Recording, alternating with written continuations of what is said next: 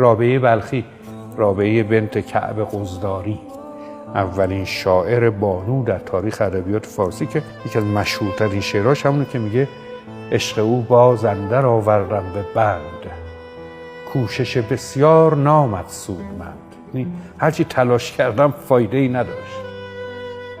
عشق دریایی کرانه ناپدید، کی شنا کردن توان ای هوشمند. نمیشه تو این دریا شنا کرد، سخته. توسنی کردم. توسن به اسبیه که تازه زین کردن گفته میشه. توسنی کردم ندانستم همین، که از کشیدن تنگتر گردد کمند. حلقه ای که تو کمند ایجاد میکردن مینداختن گردن اسب که بکشن رامش کنن، گرهی داره که هرچی میکشی سفت‌تر میشه.